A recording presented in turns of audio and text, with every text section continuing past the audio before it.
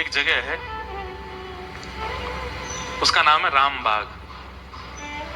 बहुत गुप्त जगह है, ज्यादा लोग जानते नहीं उसके बारे में।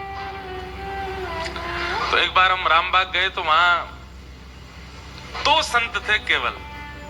बहुत पुरानी जगह है। उसकी किवाड़ जो द्वार है ना, वो ही इतना बड़ा है कि उसको खोलने के लिए 2-3 लोग चाहिए। तो हम जब भीतर गए, कोविड के टाइम की बात, 2 महात्मा एक तखत पर ट्रेपिकॉर्ड रखा था और ट्रेपिकॉर्ड में पिताजी की कथा चल रही थी और पिताजी कथा में नंदोत्सव कर रहे थे। कथा में कैसेट में नंद घर आनंद भयो, और वो 2 महात्मा नाच रहे थे, पुष्प बरसा रहे थे, कुछ टॉफियां थी, वो टॉफी एक दूसरे पे ही लुटा रहे थे। और मैं तभी वहां पहुंचा।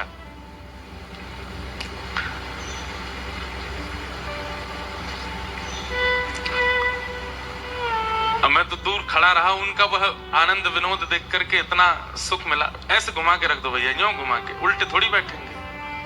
हाँ ऐसे रखो, ये बात बस धर दो, प्रस्थान कर जाओ। जय हो। तो सब लोग इधर देखो, सावधानी से सुनो। तो 2 महात्मा नाच रहे थे, एक दूसरे पर टॉफियां फेंक रहे थे, पुष्प बरसा रहे थे। मैं दूर खड़ा, वो मैं विघ्न नहीं बनना चाहता था जैसे अभी ये बने, तो मैं बनना नहीं चाह रहा था, मैं दूर खड़ा देख रहा था। अच्छा एक और है, आओ। तो पहले धर जाए फिर बोलूंगा, जल्दी से दौड़ के। ये बात बस धर दो। जय हो आपकी। बस है गो, बाकी सब व्यवस्थित है, जय हो। तो क्या बता रहे थे हम? हाँ, तो 2 महात्मा नाच रहे थे। तो मैंने जाकर के पूछा, जब उनका उत्सव पूर्ण हुआ तो उन्होंने देखा। मैंने कहा महाराज जी आप क्या कर रहे थे? तो मुझसे बोले देखो व्यास जी, अब हम पे इतनी व्यवस्था तो नहीं है कि हम कथा करा सकें। आपके पूज्य पिताजी महाराज की हमने 7 दिन की कथा की कैसेट मंगा ली है और हर महीना की द्वादशी पर कथा, एकादशी पर कथा शुरू करते हैं।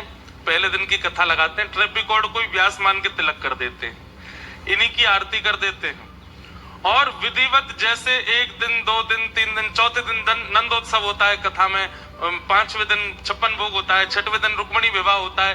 ये सारे क्रम हम कैसेट में ही लगा करके सुन लेते हैं और इसी के भाव से ही पूरी कथा हमारी सप्ताह पूरी हो जाती है। हर महीना की एकादशी पर शुरू करते हैं।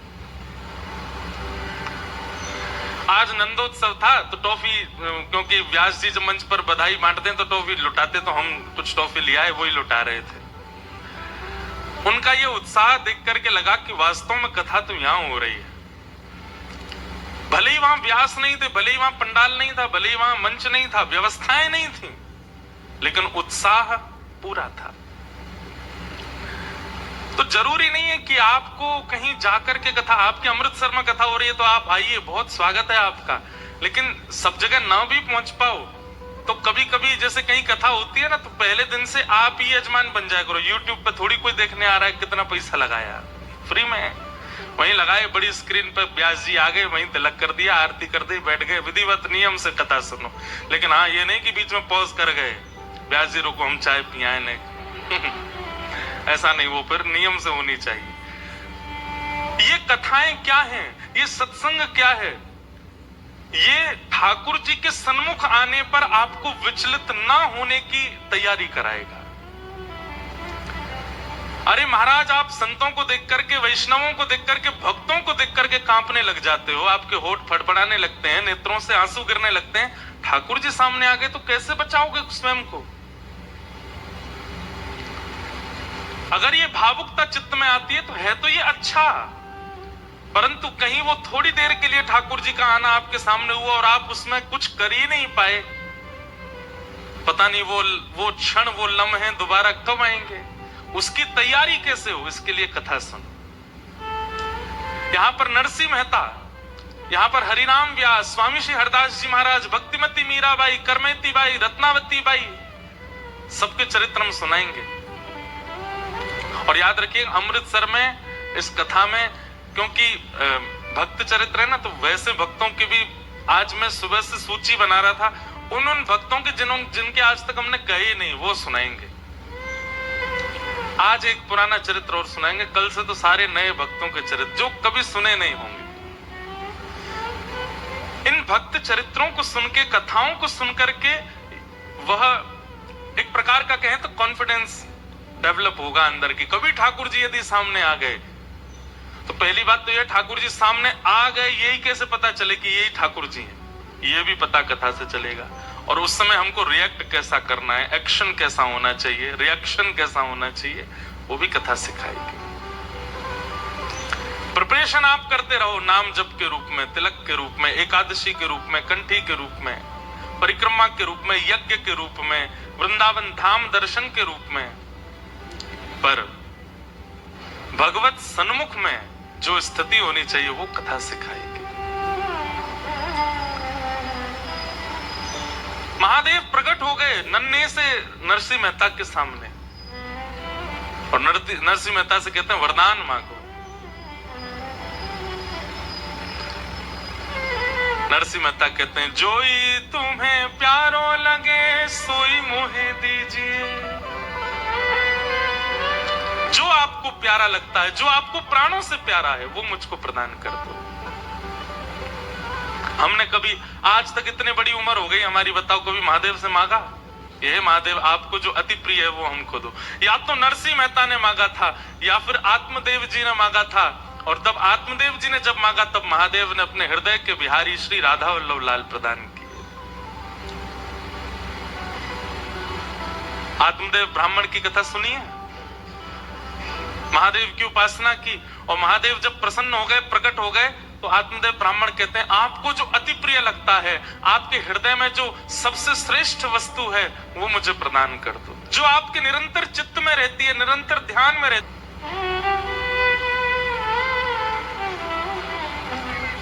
महादेव व्याकुल हो गए, बोले आत्मदेव कुछ और मांग लो। बोले कुछ नहीं चाहिए, अब तो यही चाहिए।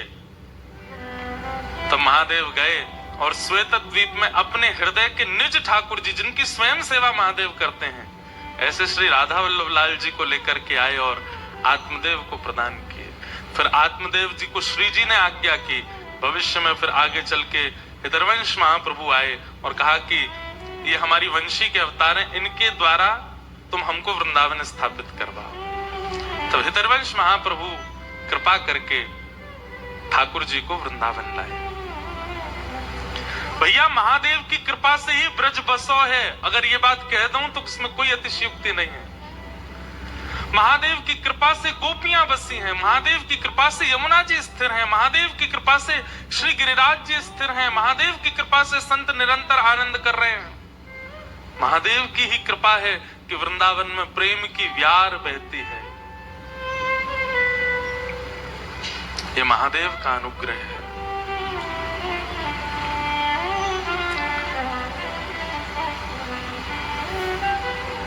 उन महादेव के सन्मुख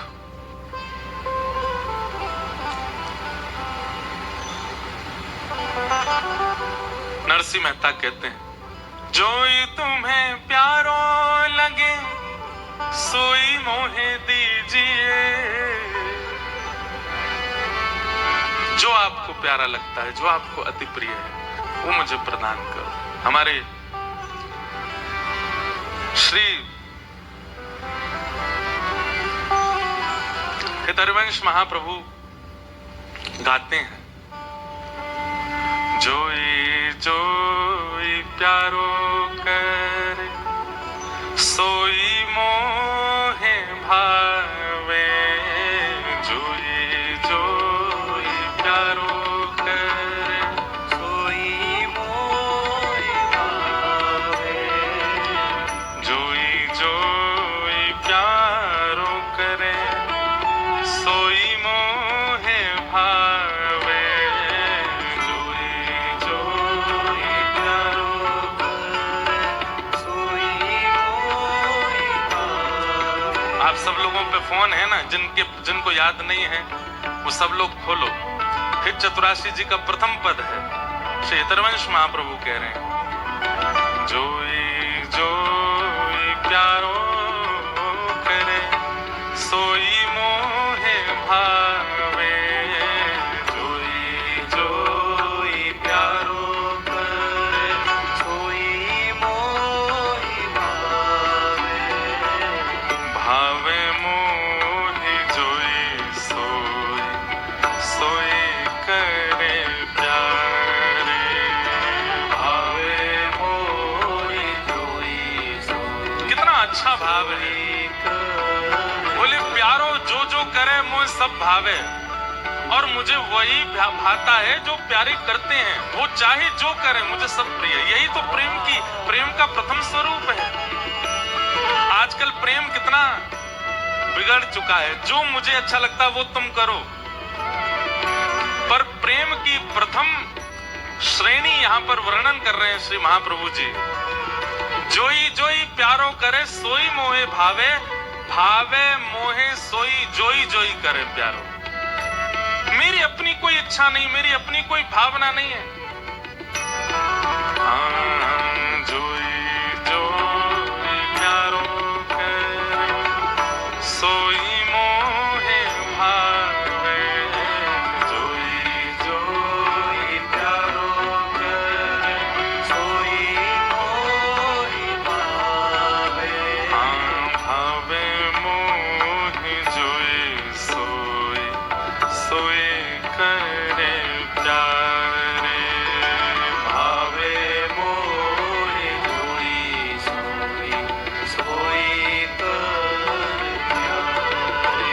हे मोको तो भावती और प्यारे के नैनन में, मोको तो भावती और प्यारे के नैनन में, हाँ मोको तो भावती और प्यारे के नैनन में, मोको तो भावती और प्यारे प्रीतम प्रिय मेरे तन मन प्राण, मोते प्रीतम प्रिय कोटिक प्राण प्रीतम मोह सुहाए, कोटिक प्राण प्रीतम मोह सुहाए।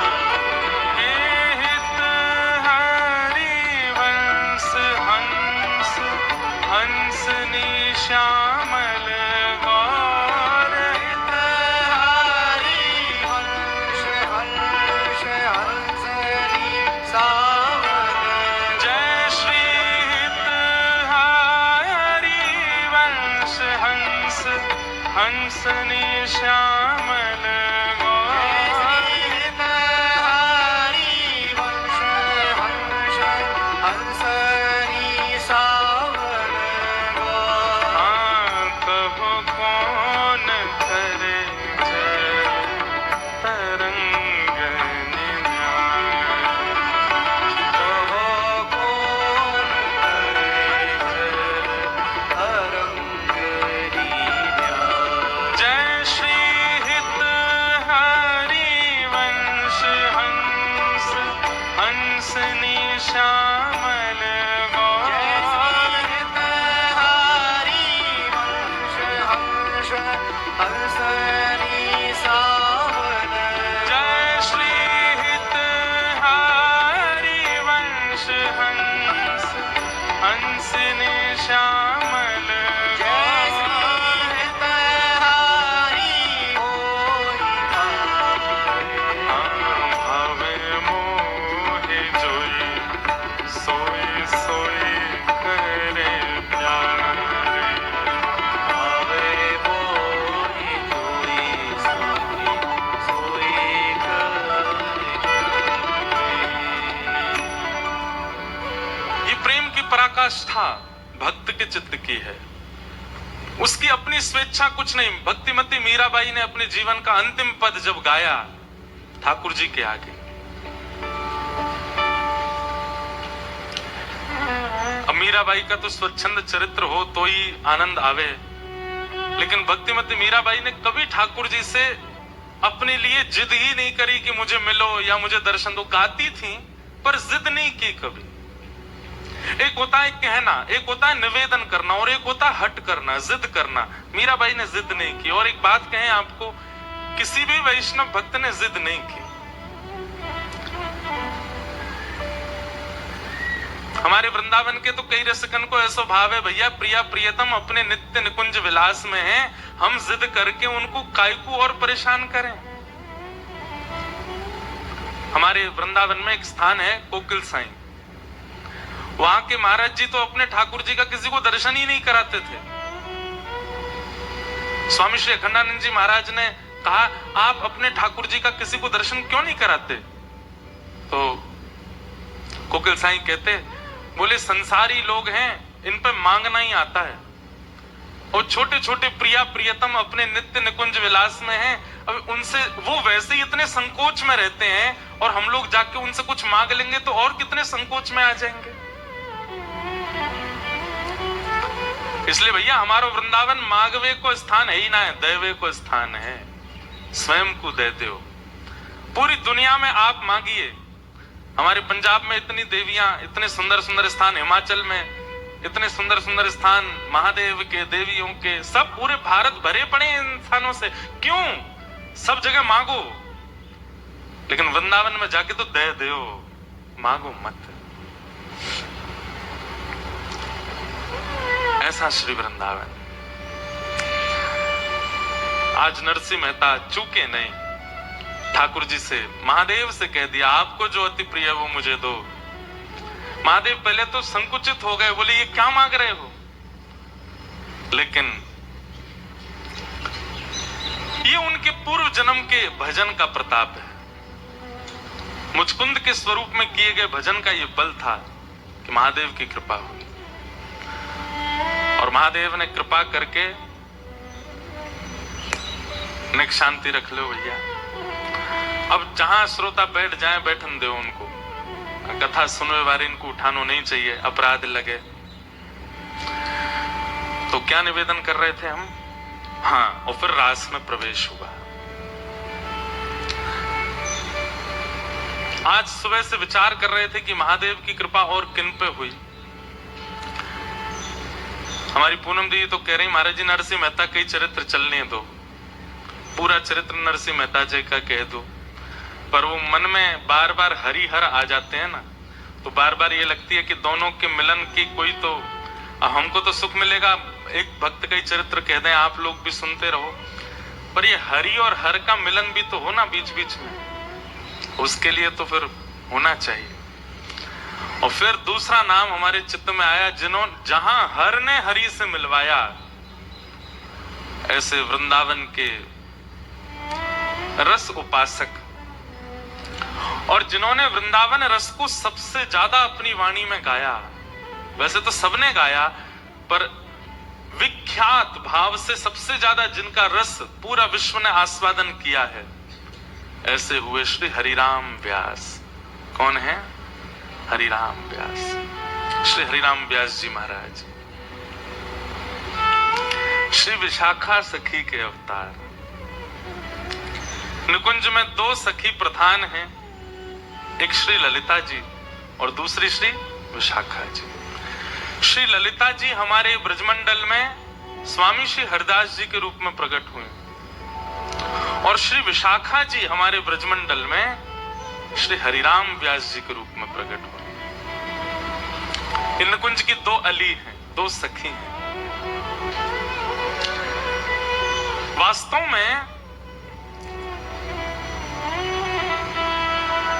ठाकुर जी को, किशोरी जी को निहारना प्रिय है। बहुत ध्यान से सुनियो सब लोग। ठाकुर जी की नित्य उपासना क्या है? किशोरी जी को निहारना, बस। पर किशोरी जी की नित्य उपासना ठाकुर जी को निहारना नहीं।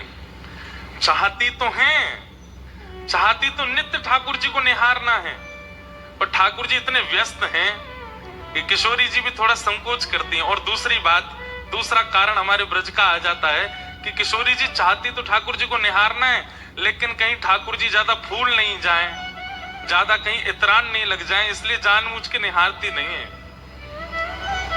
ठाकुर जी हमारे कैसे नेक, अगर किशोरी जी बड़ाई कर दे तो ठाकुर जी फूले नहीं समा में। नेक अगर ज्यादा निहारन लग जाए तो ठाकुर जी स्वयं ही काजर लेके आवे, अपनी बिंदी लगा ले, मुझे नजर लग जाएगी आपकी।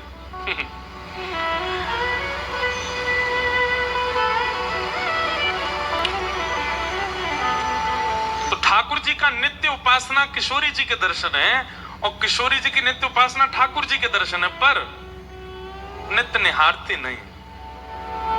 तब किशोरी जी क्या करती हैं?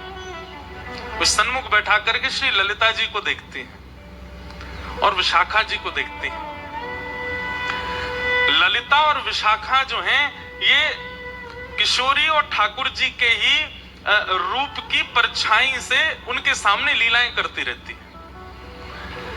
जैसे जब जब श्याम सुंदर की याद आती है तब तब ललिता विशाखा लीला करती हैं और लीला करके किशोरी जी को दिखाती हैं। ललिता जी श्री किशोरी जी बनती है और विशाखा जी श्री श्याम सुंदर बनती हैं, और ये दोनों लीला करके दिखाती हैं। उसी से किशोरी जी का मन प्रसन्न होता है। तो ऐसा कह दें तो कोई अतिशयोक्ति नहीं कि ठाकुर जी की उपासना किशोरी जी का दर्शन और किशोरी जी की उपासना ललिता विशाखा का दर्शन। वो नित्य निहारती हैं दोनों को।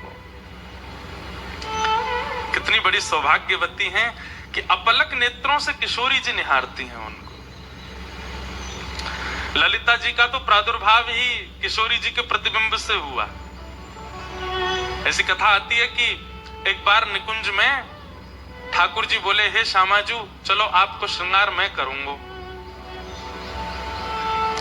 और जब जब किशोरी जी को श्रृंगार ठाकुर जी ने किया है तब तब किशोरी जी को अपनो ही रूप भायो है। जैसे हर किसी को अपने आप को श्रृंगार के बाद देखने की इच्छा होती है, हम कैसे लग रहे हैं।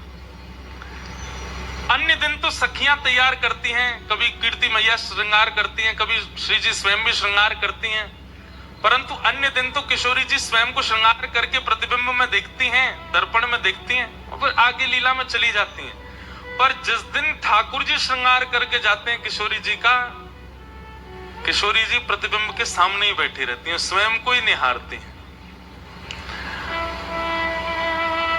आज ठाकुर जी ने किशोरी जी का श्रृंगार किया, पत्रावली पधराई, आंखन में काजर लगायो, सुंदर निज कर गूथ सुमन के गजरा, ये अपने ही हाथ पहरावत है। तू है सखी बड़ भाग बड़ी, नंदलाल तेरे घर आवत है। जैसे घर में देखा है ना, कभी बहनें बैठी हैं एक दूसरे के केश गूंथती हैं, ऐसे किशोरी जी बैठी हैं और ठाकुर जी उनके केश गूंथ रहे हैं। और किशोरी जी को आज इतना सुख मिल रहा है, इतना इतना आनंद है, पर प्रकट नहीं करती हैं। ठाकुर जी ने श्रृंगार किया और सुंदर पुष्प ला करके किशोरी जी के केशन में ऐसे सुंदर सुंदर गुच्छ बना करके श्रृंगार किया, और जैसे ही दूर से प्रतिबिंब लेकर के श्याम सुंदर आए, बोले हे श्यामाजू विराजो, देखो मैं आपको दर्पण दिखाऊं। और जैसे ही ठाकुर जी ने प्रतिबिंब दिखायो, किशोरी जी तो निहारती रह गई अपने स्वरूप। अब ठाकुर जी जैसे ही दर्पण दूर करें, किशोरी जी के नहीं, या कुछ सामने ही रहने दो, यहीं स्थिर कर दो। ठाकुर जी कह रहे हैं वाह, अपनी रूप को निहार रही हो। बोले अपने रूप को ना निहार रही, या रूप में चढ़े हुए श्रृंगार को निहार रही हूं, और वो श्रृंगार कैसे कियोगे वो चिंतन कर रही हूं। अब तो इतना सुंदर लग रहा है किशोरी जी को अपना स्वरूप की वो ठाकुर जी को भी कह रही है ना, दूर बैठो वो देखन दो। ठाकुर जी कभी पर्दा डाल दें, कभी दर्पण हिला दें, किशोरी जी नाराज है, बोले याकू मत छेड़ो, मेरे सामने ही रहने दो। अब तो किशोरी जी कुंज में भी जा रही हैं तो वहां पर भी ऐसे ऐसे दर्पण लगाए कि जहां किशोरी जी नजर घुमाएं अपनो ही प्रतिबिंब देख रही हैं। ठाकुर जी बोले इतना प्रिय लगो आपको मेरे द्वारा किया गया श्रृंगार, क्यों ना या श्रृंगार के स्वरूप को स्तब्ध स्थिर कर दिया जाए। और तभी किशोरी जी अपनी स्वरूप को देख करके बोली, हे ललिते। और जैसे ही अपने स्वरूप को ललिते कहो है, तो किशोरी जी को जो प्रतिबिंब है वो प्रतिबिंब ही श्री ललिता जी के रूप में प्रकट है गया। श्री ललिता अली, ललिता सखी आ गए। तो सोचो, जब जब किशोरी जी विरह में हो, वैसे तो विरह होवे ना आए, सखी है ना दें, लेकिन फिर भी जब भी कभी वियोग होवे, जब भी कभी याद आवे, श्री ललिता जी को देख लें किशोरी जी। ऐसी ये दो सखी हैं, ललिता और विशाखा। उनमें श्री विशाखा जी के जो अवतार हुए हमारी पृथ्वी पर, जिनका नाम है हरिराम व्यास। हरिराम व्यास, श्री हरिराम व्यास जी के लिए श्री नाभा गोस्वामी जी कहते हैं, उत्कर्ष तिलक अरुदाम को भक्त इष्ट अति व्यास के, काहू के आराध्य मच्छ कच्छ नर हरि सूकर, बामन फर साधरन सेतु बंधन जू शैल कर, एकन के यह रीत नेम नव धासों लाए, सुकुल सुमुखन सुवन अच्युत गोत्री जो लड़ाए, नौ गुण तोरी नूपुर्ग हो महत सभा मधिरास के, उत्कर्ष तिलक अरु भाल के, उत्कर्ष तिलक अरुदाम को भक्त इष्ट अति व्यास के। श्री हरिराम व्यास। एक बात याद रखिएगा, भक्तमाल जी में श्री नाभा जी ने भगवान के भक्तों को केवल भक्त कहा, लेकिन हरिजनों के भक्तों को श्री नाभा गोस्वामी जी भक्त राज कहते हैं। बहुत ध्यान से सुनिएगा, जो ठाकुर जी के भक्त हैं, श्री नाभा जी कहते हैं ये केवल भक्त हैं, इनकी उपाधि केवल भक्त की है, लेकिन जो ठाकुर जी के भक्तों के भक्त हैं ये भक्त राज हैं, ये भक्तन के राजा हैं। आप लोग अपने घर में प्रिया प्रियतम की सेवा करते हैं, लड्डू गोपाल की सेवा करते हैं, किशोरी जी की सेवा करते हैं, आप केवल भक्त हो, और उनकी सेवा से ऊपर आपके लिए कुछ भी नहीं है तो आप भक्त हो। लेकिन अमृतसर में कोई ब्रजवासी आ जाए और आप मचल जाओ, आपके नेत्र तड़पने लग जाए, आपको हृदय व्याकुल हो जाए, आपके मन में इच्छाओं कि बस कैसे हम जामे जाके उनके दर्शन कर आए, नए कुंते मिले आए, उनको अपने हाथ की कछु बनी सामग्री पवाया है, उनके बैठ के दो वचन सुनियाए।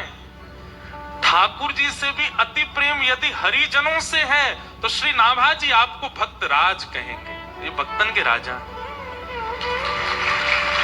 और एक बात हम आपसे स्पष्ट कह दें, ठाकुर जी से प्रेम करना सहज है, पर हरिजनों के प्रति प्रेम होना ये सबसे कठिन है।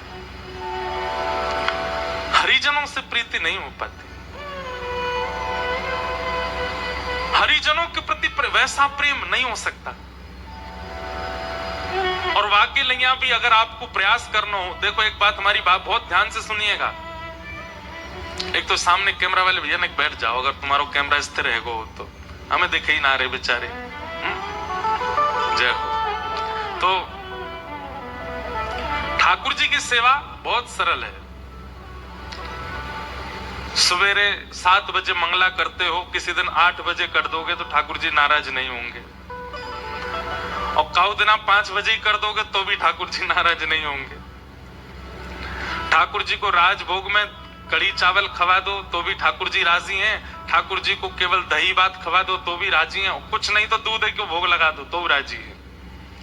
रात में शयन के समय ठाकुर जी को भोग लगाओ तो राजी, नहीं भोग लगाओ दूध धरा के, नहीं तो चना चनोरी मिश्री लगा दो तो भी राजी।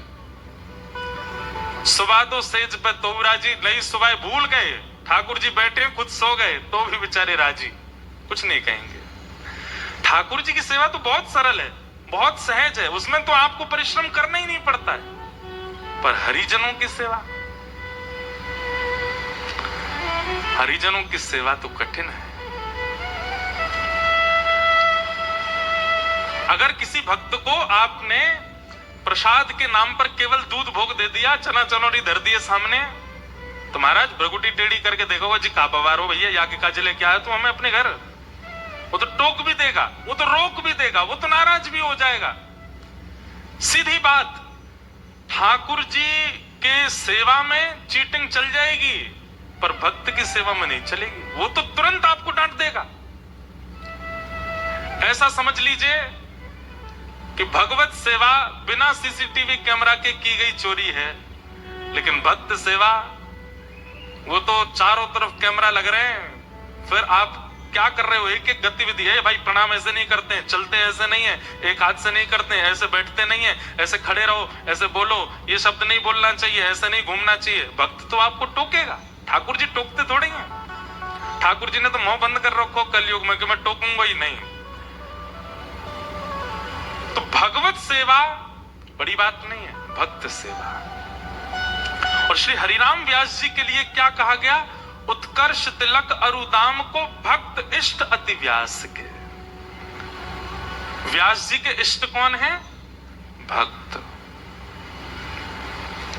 इसलिए हमारी प्रार्थना भैया, जैसे मंदिर में आप अपराध ना बन जाए इसका ध्यान रखते हो, मंदिर में आपसे कोई दोष ना हो जाए इसका ध्यान रखते हो, ऐसे ही कभी किसी भक्त का आपके चित्त में दुर्भाव ना आ जाए ये भी ध्यान रखो। कोई तिलकधारी हैं, कोई कंठी पहने हैं, कोई ब्रज से प्रेम करने वाले हैं, और उनकी किसी भावना पर आपके चित्त में प्रश्न चिन्ह आता है कि ये कैसे कर रहे हैं, ये अपराध है। हरि से भी ज्यादा कठिन हरिजनों का भक्त होना।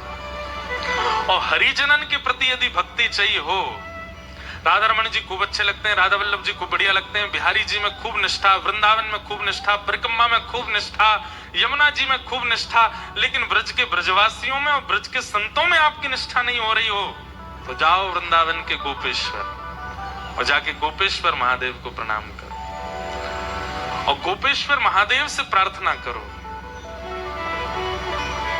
गोपी प्रेम की भिक्षा दीजिए, कैसे हूँ मोहे अपनों कर लीजिए। गोपी प्रेम की भिक्षा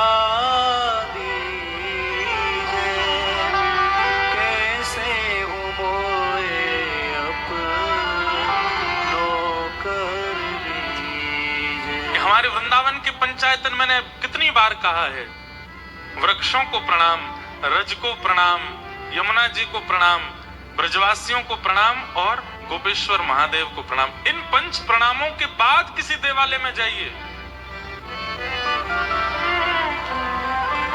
यदि गोपेश्वर महादेव को प्रणाम नहीं किया गया होगा तो बिहारी जी के बगल में, आपके बगल में स्वामी श्री हरदास जी भी खड़े हो जाएंगे तो उनको पहचान नहीं पाओगे। ये गोपेश्वर महादेव ही करवाएंगे। कल हमने सुना रास में प्रवेश महादेव की कृपा, और आज हम सुनेंगे भक्त इष्टों के प्रति स्नेह महादेव की कृपा से। ठाकुर जी से प्रेम करना हम सिखाएंगे ही नहीं इन 7 दिनों में, वो तो आप सब करते हो, वो तो आप सब जानते हो, पर जिनसे हमारे हरि रीझ हैं, ऐसे हरिजनों से प्रेम ये महादेव सिखाएंगे, ये महादेव बताएंगे। हरिराम व्यास जी कैसे हैं? बोले भक्त इष्ट अति व्यास के। आप देखेंगे बिल्कुल सूर्य और चंद्रमा की तरह परिवर्तन हुआ हरिराम व्यास जी के जीवन में महादेव की कृपा से। पहले के हरिराम व्यास कैसे हैं वो तो हम बाद में कहेंगे, पर बाद के हरिराम व्यास, शंकर जी से मिलने के बाद हरिराम व्यास जी कैसे हैं?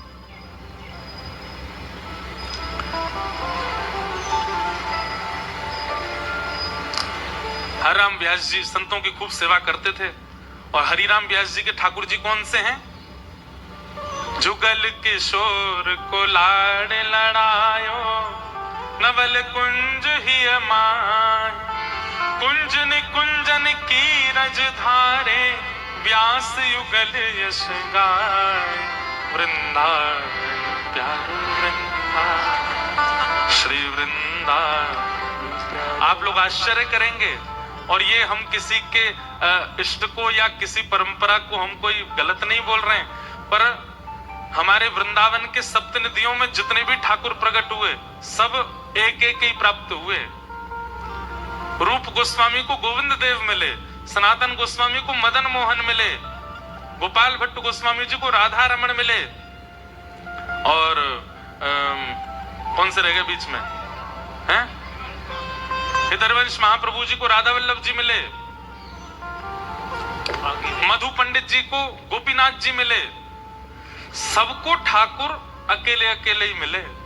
किशोरी जी तो गादी जी के रूप में मिली, चूड़ामणि के रूप में मिली, लेकिन एकमात्र ऐसे श्री हरिराम व्यास हैं जिनको जुगल प्राप्त हो, जुगल किशोर मिले, जिनके लिए किशोरी जी भी प्रकट हो गई। इसीलिए श्री हरिराम व्यास जी गाते हैं, किशोरी तेरे चरणन की रज पाऊं, किशोरी तेरे चरणन। मैं कान पकड़ के क्षमा मांगते हुए कह रहा हूं, हमारे वृंदावन की आचार्य परंपरा में अगर किशोरी जी सहित ठाकुर जी मिले तो केवल हरिराम व्यास को, क्योंकि महादेव की कृपा से। जारज को ब्रह्मादिक तरसत, जारज को ब्रह्मादिक तरसत, सूरज शीश चढ़ाऊं किशोरी तोरे, सूरज शीश चढ़ाऊं किशोरी तेरे चरणन की रज पाऊं, किशोरी तेरे चरणन की रज पाऊं। बैठी रहूं कुंजन के कोने, बैठी रहूं कुंजन के कोने, श्याम राधिका गाऊं किशोरी तोरे, श्याम राधिका गाऊं किशोरी तेरे।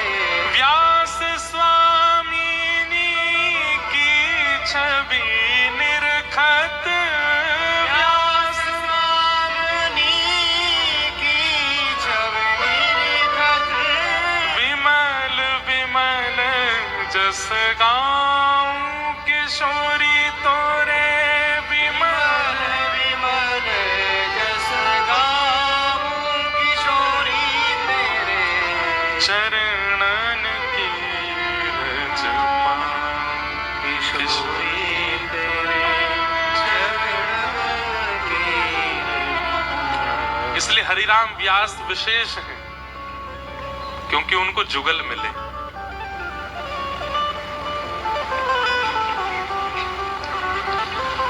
तो श्री विशाखा जी ये प्रकट हुई कलयुग में हरिराम व्यास जी के रूप में, और आपका जन्म हुआ ओरछा के एक शुक्ल परिवार में, एक दिव्य ब्राह्मण कुल में आपका जन्म हुआ।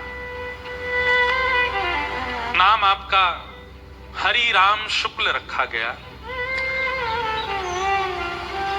हरिराम शुक्ल। हमने पूरा चरित्र लिख भी रखा अपने पास, आज सुनाते हैं प्रेम से।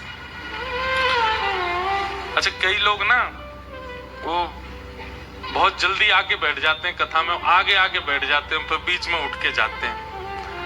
ऐसों से हमारी प्रार्थना कि आप जिनको जल्दी जाने का होता है ना, 6-7 बजे जिनको जाना ही है, वो पीछे ही बैठ जाए करो।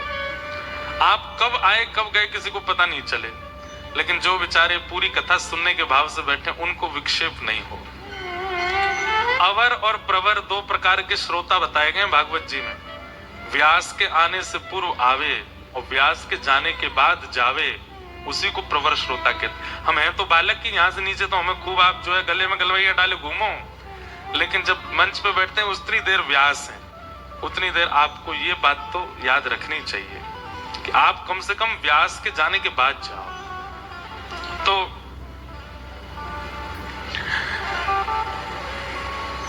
हरिराम शुक्ल जी का जन्म हुआ और बाल काल में आपने सरस्वती मंत्र को सिद्ध कर लिया। हमें याद है सरस्वती मंत्र, और हमने खूब उसकी उपासना भी की है और उसी कृपा से कि आप सबको कथा सुना रहे हैं।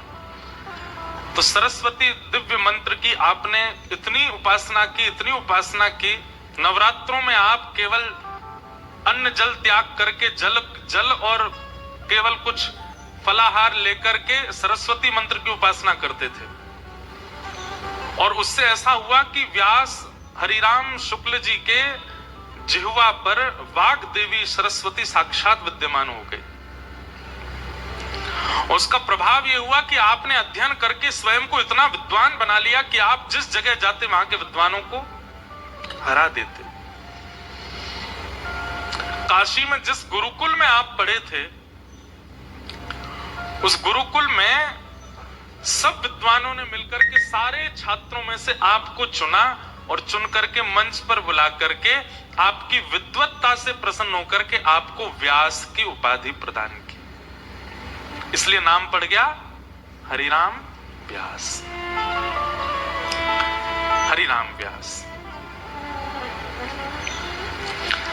एक दिन हरिराम व्यास जी के मन में आया कि क्यों ना मैं पूरी पृथ्वी पर दिग्विजय करूं। अच्छा, एक तो विद्वान, दूसरे रूपवान, सुंदर रूप भी था, और तीसरा ओरछा के एवं ओरछा के आसपास के राजघरानों के ये कुलगुरु भी थे।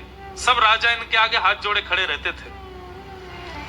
भागवत जी कहती हैं, कम आयु का होना, बहुत योग्यताएं प्राप्त कर लेना, बहुत सम्मान मिल जाना, स्वरूप का होना और सत्संग का ना होना, यह पतन का कारण बन जाता है।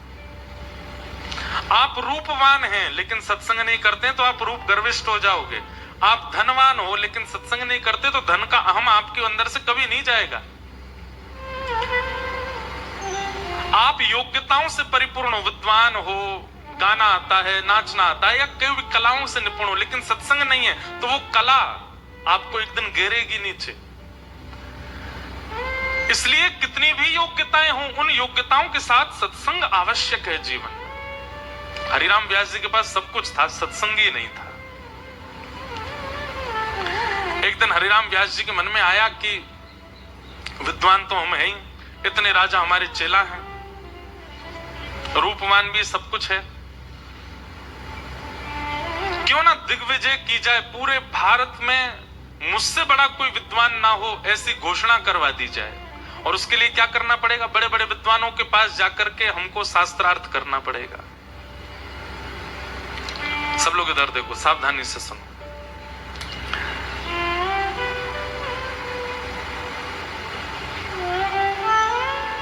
तो उस समय पर ये छपाई मशीन तो होती नहीं थी, तो हरिराम व्यास जी स्वयं ग्रंथ लिखते थे। गुरुदेव से सुना हुआ ग्रंथ याद करके फिर उस ग्रंथ को पूरा आद्योपंत लिखते थे। और ऐसे ग्रंथों की अनेकों बैलगाड़ियां उनके साथ में ही चलती थी। लोग बागों के बक्साओं में कपड़ा रहते, लेकिन उनकी बैलगाड़ियों में ग्रंथ ही ग्रंथ रहते, और स्वयं लिखित ग्रंथ। उन ग्रंथों को लेकर के हरिराम व्यास जी शास्त्रार्थ दूर, उनके ग्रंथों के नाम सुनकर के बड़े बड़े विद्वान तो वहीं से हाथ जोड़ के भाग जाते थे, बोले हमने तो ये ग्रंथ ही नहीं देखे, इनसे शास्त्रार्थ क्या करेंगे। और सुना ये ग्रंथ इन्होंने खुद लिखे हैं।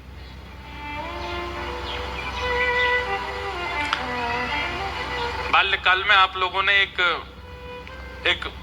चतुर ब्राह्मण की कथा सुनी होगी, उसका नाम था तेनालीराम। सुनी? याद किसी को भी नहीं होगी कोई कथा, पर तेनालीराम की कथा सबने सुनी है। तेनालीराम एक बार एक राजा के यहां गए, और वहां राजा के यहां एक बहुत बड़ा कोई विद्वान आया, और उसने पहले से ही अपने शिष्यों को भेज करके कहा कि हम राजा को कह दीजिए हम उसके यहाँ के विद्वानों को हराने आ रहे हैं और उसके कुलगुरु बनने आ रहे हैं। तो राजा बोले भैया हमारे गुरुजी तो कहीं गए हुए हैं और ये विद्वान आ रहा है, आकर के सबको हरा देगा, खुद आकर के हमारा गुरु बन जाएगा, इसको कैसे रोका जाए। तो तेनालीराम, एक तो होता है कि अनपढ़ गंवार, एक होता महागंवार, एक होता वज्र गंवार। वज्र बिल्कुल कुछ जानते ही नहीं है। तो तेनालीराम बोले हम लड़ेंगे। हम शास्त्रार्थ करेंगे।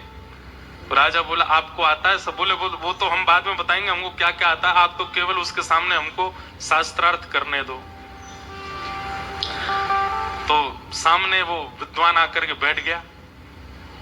विद्वान आकर के बोला हाँ जी किस विषय पर शास्त्रार्थ होगा? तो तेनालीराम बोले जो तुमको विषय बढ़िया लगता हो वहां से प्रारंभ करो। तो विद्वान बोला हमारी छोड़ो, आप बताओ कोई शास्त्र का नाम, उस पे करेंगे। तो तेनालीराम ऐसे व्यंग में हंसने लगे, बोले हमारे शास्त्र पर तुम बोलने की अभी काबिलियत नहीं रखते, तुम बोलो हम उस पर बोलेंगे। बोले नहीं नहीं नहीं अब तो तुम्हारा ही शास्त्र सुनना है मुझे। कौन सा शास्त्र है? तो तेनालीराम बोले ठीक है तो हम बता दें? बोले हाँ। बोले तिलकाष्ट महिषबंधनम, चलो इस विषय पर चर्चा होगी। विद्वान बोलो कौन सा शास्त्र? बोले तिलकाष्ट महिषबंधनम। तिलकाष्ट महिषबंधनम। अब सामने जो विद्वान बैठा था उसने अपने चेलाओं को देखा, बोले ये शास्त्र तो हमने कभी सुना ही नहीं। तो सब चेला बोले गुरुजी भलाई इसी में कि यहां से ऐसे चल दो, कहीं हमने शास्त्रार्थ किया और आपने शास्त्र का ही नाम नहीं सुना और इसने कहीं दो चार और बातें बोल दी, आपसे उत्तर नहीं देवा तो नाक और कटेगी हमारी। तो बेचारा वो विद्वान उसको लगा कि भैया हमने तो शास्त्र का नाम ही नहीं सुना। तेनालीराम ने उसको खूब सुनाई, खड़ी खोटी सुनाई और कहा आ जाते हैं, आइंदा कभी मत आना इस नगर की ओर, तो मुंह उठा के भी मत देखना, देख लेना एक शास्त्र बोला अभी तो ऐसे मुझ पर 56 करोड़ शास्त्र और रखे हैं। विद्वान बोला क्षमा कर दो हम जा रहे, चला गया। पीछे राजा बैठा था, राजा के पास भी विद्वान तो बहुत थे, सब विद्वानों ने घेर लिया तेनालीराम को। बोले अरे ये तिलकाष्ट महिषबंधनम ये कौन सा शास्त्र है? बोले कोई शास्त्र नहीं है, तिलकाष्ट मतलब तिल को ठठुआ और महिषबंधनम मतलब भैंस को बांधने वाली रस्सी। हमने उसी को संस्कृत में बोल के कह दिया इस शास्त्र पर शास्त्रार्थ करो, और डर के मारे भाग गया। राजा बोला भैया तुम विद्वान तो नहीं हो लेकिन बुद्धि तुम्हारी खूब तेज है। और फिर एक विद्वान के द्वारा तेनालीराम को फिर अध्ययन करा के विद्वान बनवाया। तो शास्त्रों का नाम उल्लेखित करके उस पर शास्त्रार्थ होता था। हरिराम व्यास जी की तो पोथियों के नाम पढ़ करके विद्वान घबरा जाते थे। किसी ने कहा बोले आप कहां पूरे विश्व पर दिग्विजय करेंगे? भारत में सर्वश्रेष्ठ स्थान काशी। ऐसा कहते हैं काशी जो है ना वो देवादिदेव महादेव की जिह्वा है। क्या है? जिह्वा। काशी में जब ब्राह्मण बोलते हैं तो उनके स्वर को उनका स्वर ना माना जाए, वो महादेव का ही स्वर है। इसलिए काशी के स्वर अलग ही हैं, चाहे वहां गाने वाले हों, चाहे वहां ब्राह्मण बोलने वाले हों, वहां के वेद मंत्र पाठ करने वाले ब्राह्मणों को आप सुनिए, वहां के बड़े बड़े विद्वानों को, वो पूरे विश्व से अलग ही हैं। काशी में भगवान की शिव की जिह्वा मानी जाती है। हरिराम व्यास जी अपनी वही 5-6 बैलगाड़ियों में भरे हुए ग्रंथ और दुनिया भर के दिग्विजय के पत्र लटका रखे थे, यहां जीते वहां जीते, वो सब उन पर लटके हुए थे। जैसे आजकल लोग गाड़ियों पर लिखवा लेते हैं, जो भी उनकी श्रेष्ठता होती है वो गाड़ी पर लिखी रहती है, चाहे महामंडलेश्वर हो, चाहे एमएलए हो, चाहे विधायक हो। हरिराम व्यास जी पूरी बैलगाड़ियों पर लगवा करके और पहुंच गए। सब ब्राह्मण समझ गए, बोले भैया ये हरिराम व्यास को व्यास से जीतना सामान्य बात नहीं, बहुत विद्वान है। वाग्देवी सरस्वती की कृपा है इनके ऊपर, इन्होंने सरस्वती मंत्र को अभिमंत्रित कर रखा है, इनकी जिह्वा पर सरस्वती नर्तन करती है, कैसे जीतेंगे हम इनसे? सब ब्राह्मण व्याकुल होकर के देवादिदेव महादेव शंकर के पास गए और कहा कि हे महादेव हमारी हार हो हमें स्वीकार, पर काशी की हार ये तो आपकी हार मानी जाएगी ना, क्योंकि यहां तो सब ब्राह्मण आपकी वाणी है, कृपा कीजिए। सब ब्राह्मणों ने जाकर के प्रार्थना की कि हे महादेव अब आप ही हमारी रक्षा करो। हरिराम व्यास आ रहे हैं। हरिराम व्यास जी की शोभा यात्रा निकली महाराज, पूरा काशी पुष्प भी बरसा रहे हैं, तो थर थर कांप करके बोले कि अब ये हरा के जाएंगे हमको।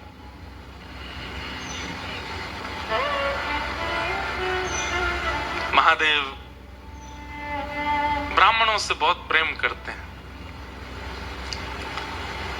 बंधुओं, ब्राह्मणों से प्रेम करने का कारण भी, मैं कोई जाति विशेष पर बोलूं ऐसा मेरा भाव नहीं, पर ब्राह्मण की जीविका ठाकुर जी ही हैं। वो ठाकुर जी को गाता है, ठाकुर जी को भजता है, ठाकुर जी को तैयार करवाएगा ब्राह्मण, ठाकुर जी पर पुष्प चढ़वाएगा ब्राह्मण, ठाकुर जी की आराधना करवाएगा ब्राह्मण, ठाकुर जी के सब क्रियाकलाप इस संसार में करता ही ब्राह्मण है। तो उससे प्रेम होना सहज है ठाकुर जी का।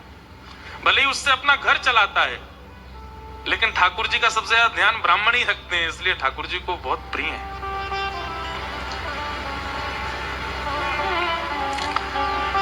ब्राह्मणों की आराधना सुनकर के महादेव बोले अब हम जाएंगे, और एक दिव्य दीनहीन से ब्राह्मण का रूप धारण करके महादेव पहुंचे हरिराम व्यास जी के पास। व्यास जी संध्या से निवृत्त होकर के प्रसाद आदि पाकर के बैठे थे, प्रतीक्षा कर रहे थे कोई शास्त्रार्थ करने आए।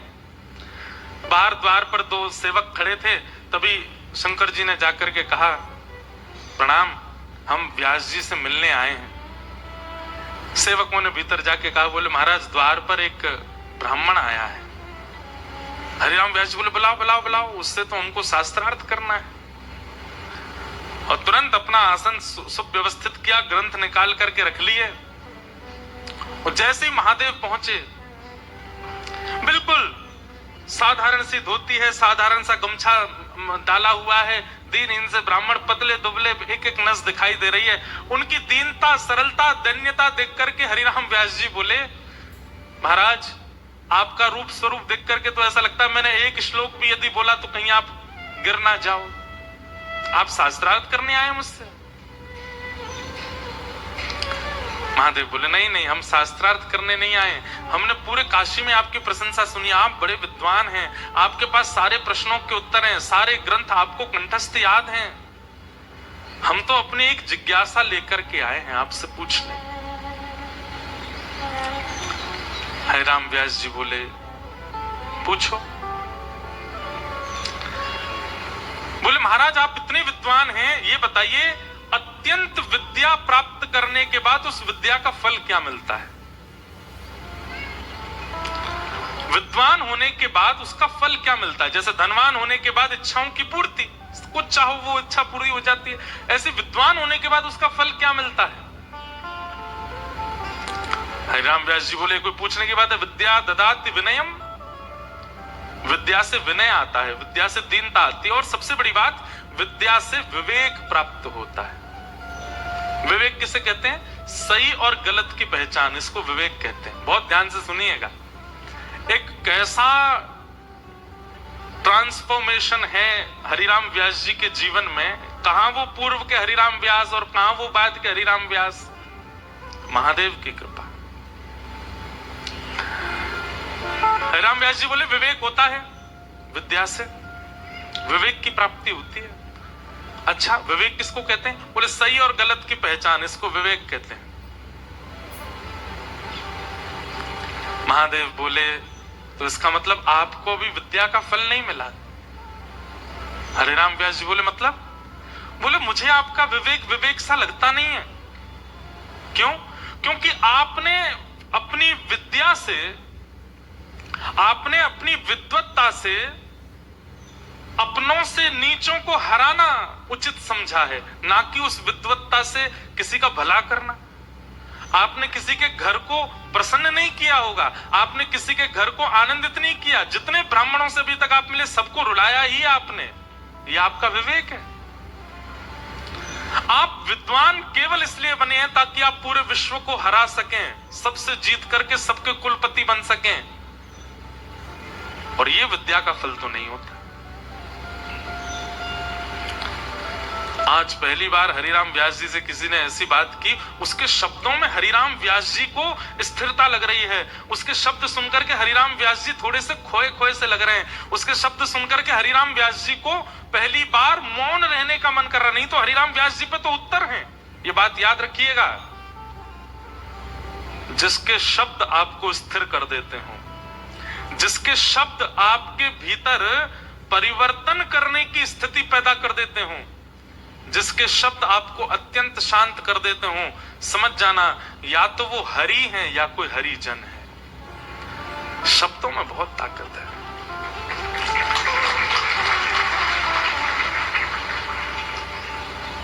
अगर मुझसे पूछा जाए पूरे विश्व को कौन चला रहा है, तो शब्द। यहां जितने लोग बैठे हैं, कई लोग अपने जीवन में बहुत उपलब्धियां प्राप्त कर लेंगे शब्द की कृपा से। कई लोग अपने जीवन में वृंदावन की प्राप्ति कर लेंगे शब्द की कृपा से। कई लोग अपने जीवन में विरक्तता को प्राप्त कर लेंगे शब्द की कृपा से। और क्षमा कीजिएगा, कई लोग दुष्ट बन जाएंगे, कई लोग राक्षस प्रवृत्ति के हो जाएंगे, वह भी शब्द से। शब्द। हरिराम व्यास जी ने तुरंत हाथ जोड़े, बोले महाराज मुझे तुरंत सत्य बताइए, आप कौन हो? आप कोई सामान्य नहीं हो, आपका परिचय क्या है? और जैसे ही कहा आपका परिचय क्या है, इतने में ही जटा जूटधारी त्रिपुंड मस्तक पर लगा है, त्रिनेत्रम त्रिशूल हाथ में लेकर के, गले में सर्पों की माला, आहा चिदानंद रूप शिवोहम शिवोहम चिदानंद रूप शिवोहम।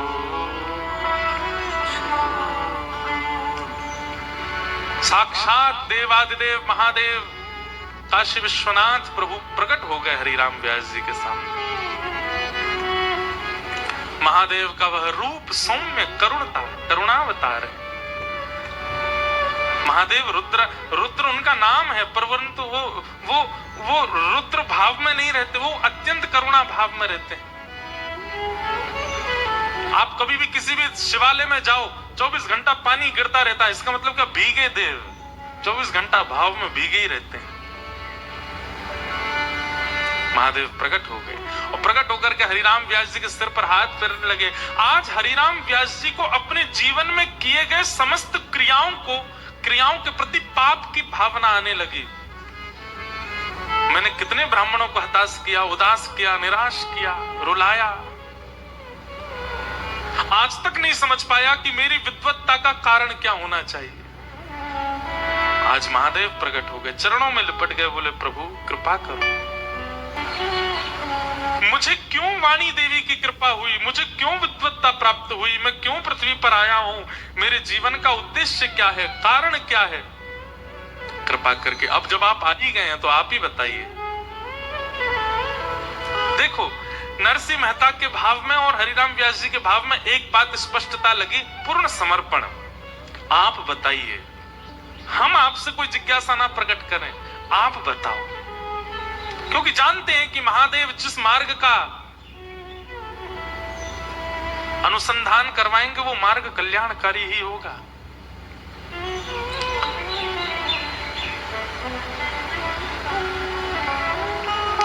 महादेव हाथ फेर करके हरिराम व्यास जी से कहते हैं, व्यास जी उमा कहूं मैं अनुभव अपना, सत हरि भजन जगत सब सपना, सत हरि भजन जगत सब सपना।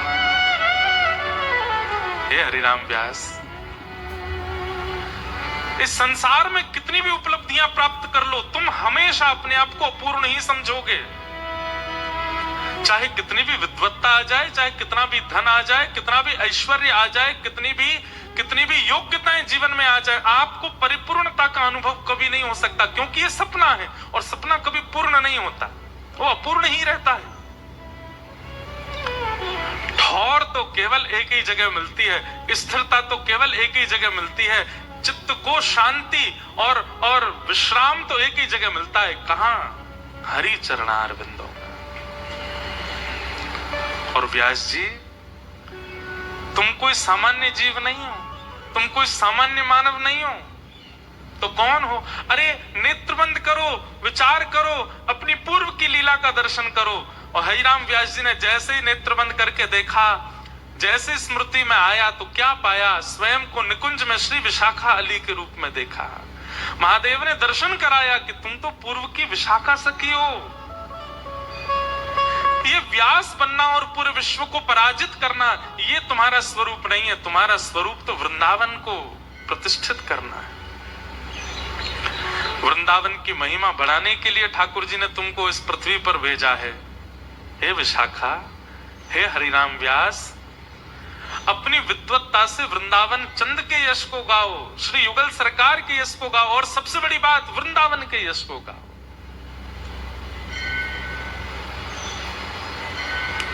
हरिराम व्यास जी के नेत्र सजल हो गए। पूरी रात व्यास जी सोए नहीं, काशी में पड़े पड़े केवल और केवल श्री वृंदावन हे वृंदावन, श्री वृंदावन हे वृंदावन, रात भर वृंदावन का स्मरण करते रहे।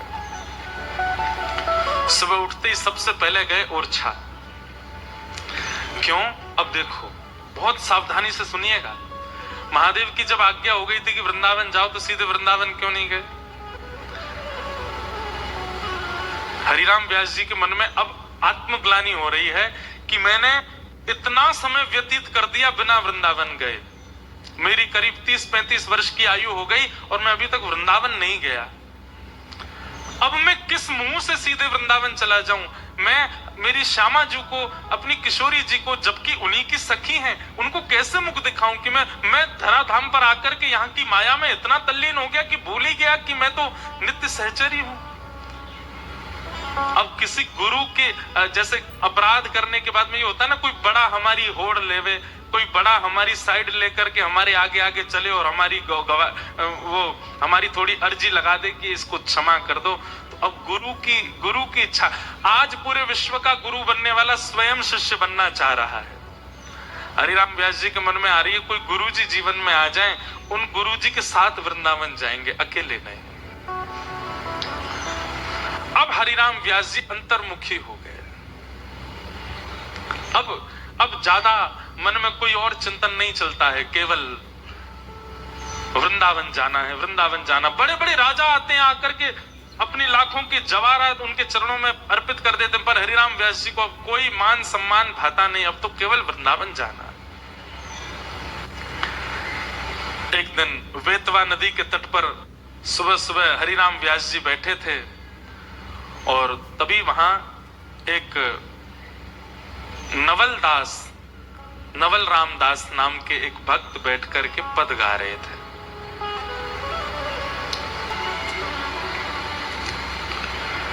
आज अति राजत दंपति भोर। सुबह सुबह का राग गा रहे थे। बहुत सावधानी से सुनिएगा। अगर हम हरिराम व्यास जी का पूरा चरित्र कहें ना, तो पद ही पद हैं उसमें, इसलिए बहुत सावधानी से सुनो। हरिराम व्यास जी बैठे हैं बेतवा नदी के तट पर, और तभी उनके कानों में ये स्वर गूंज रहा है, आज अति राजत दंपति भोर, आज अति राजत दंपति भोर। अर्थ क्या है पद का? सुनो, नेत्र बंद करके सब लोग अनुभव करो। सुबह सुबह का समय है और दोनों दंपति यानी कि युगल सरकार अपनी शयन सेज पर उठ करके बैठे हैं शयन के बाद। और कैसे लग रहे हैं दोनों?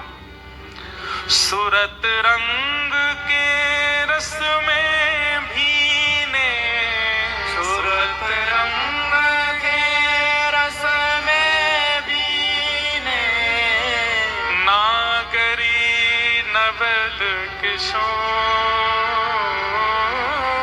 नागरी नवल किशोर। आज अति राजत दंपति भोर, आज अति राजत दंपति भोर। आसन भुज दिए बिलोकत, आसन पर भुज दिए बिलोकत। एक दूसरे के गले में गलवैयां डाल रखी है श्री राधा वल्लभ बिहारी जी ने, और एक दूसरे के मुखमंडल को देख रहे हैं। आसन पर भुज दिए बिलोकत, आसन पर भुज दिए बिलोकत। इंदु वदन विवियो, इंदु बदन विवियो। करत पान रसमात परस्पर, करत पान रसमात परस्पर। लोचन त्रसित चको, लोचन दृष्ट जगो। मानो श्री हरिराम व्यास जी को प्रत्यक्ष दिखने लगा। एक सेज पर युगल बैठे हैं, एक दूसरे के गले में गलवैयां डाले, एक एक अंग को मानो ऐसे पी रहे हो जैसे प्यासी जिह्वा जल का पान कर रही हो। नेत्र नेत्रों को देख रहे हैं, नासिका नासिका के सन्मुख है, गले में गलवैयां हैं, एक दूसरे मानो जैसे एक श्याम वर्ण गौर वर्ण एक दूसरे में बस अभी मिल ही जाएंगे क्या। हरिराम व्यास जी को बेतवा नदी ओरछा में बैठे बैठे दिखने लगा यह प्रत्यक्ष शब्द झकझोर रहे हैं हरिराम व्यास जी के हृदय को।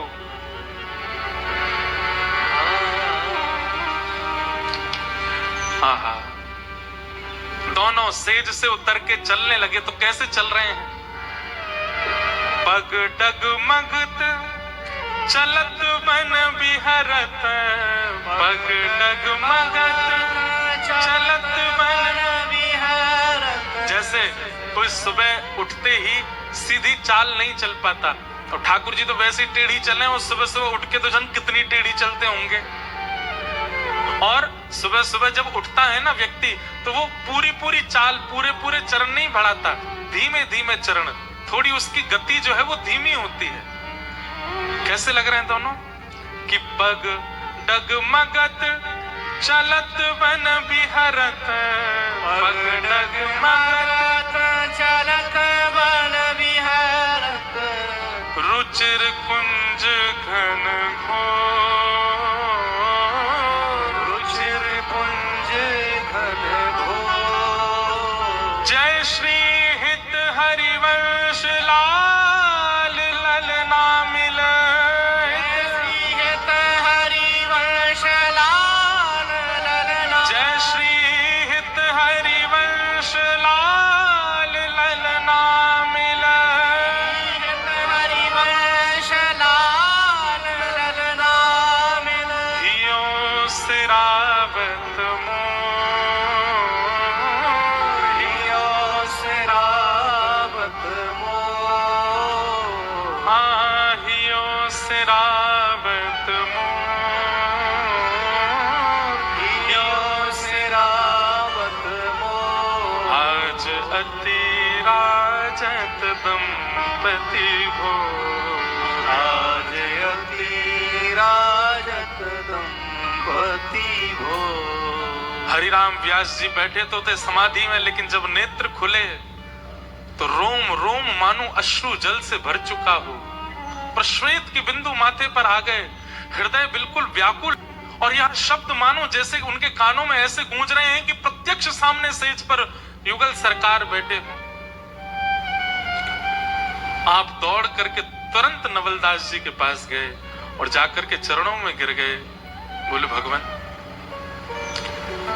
मैंने शब्द तो बहुत सुने जीवन में, लेकिन पहली बार ऐसे शब्द सुने हैं जिन शब्दों से प्रत्यक्ष प्रियालाल के दर्शन हो रहे हैं। इन शब्दों के रचयिता कौन है, किन्होंने इन शब्दों को आविष्कृत किया है, कौन इन शब्दों को गा रहा है, जिन शब्दों में इतनी सामर्थ्य है कि दूर बैठा कोई व्यक्ति भी प्रियालाल के प्रत्यक्ष दर्शन कर ले। यदि इस शब्द के रचयिता के प्रत्यक्ष दर्शन और उनकी शरणागति मिल जाए तो इसका मतलब तो प्रियालाल को गोद में बैठा देंगे। मुझे बता दीजिए ये किनके शब्द हैं?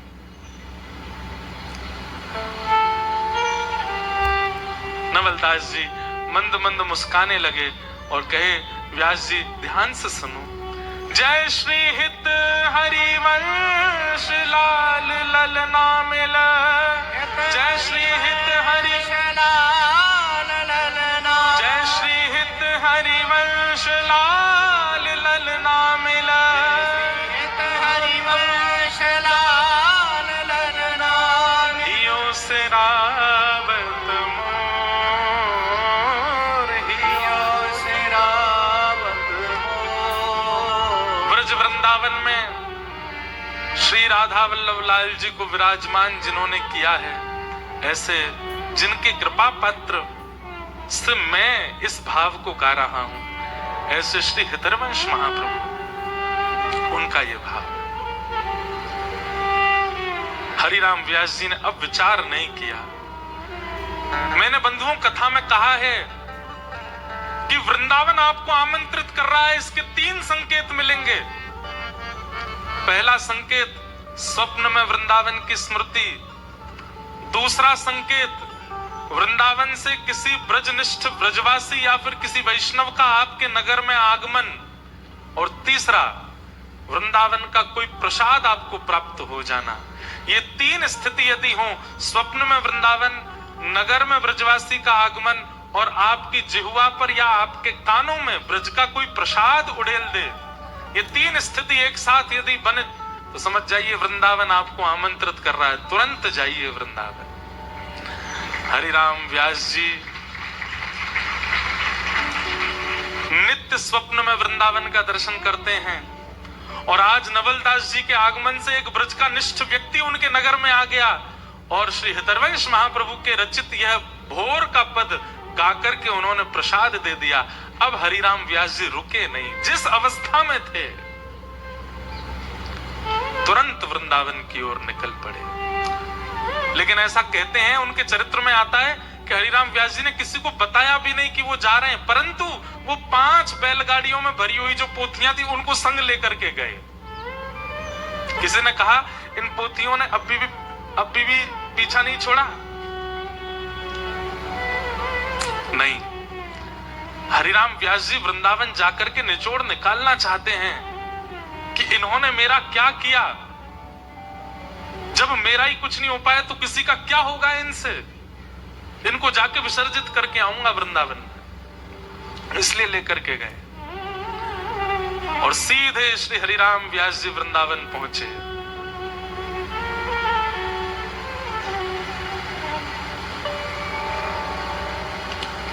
और वृंदावन में श्री राधा वल्लभ जी के मंदिर गए। राधा वल्लभ जी का दर्शन करके श्री हरिराम व्यास जी ने एक पद गाया। हमने कही ना, आज तो पदों की झड़ी लगेंगी हरिराम व्यास जी के चरित्र में।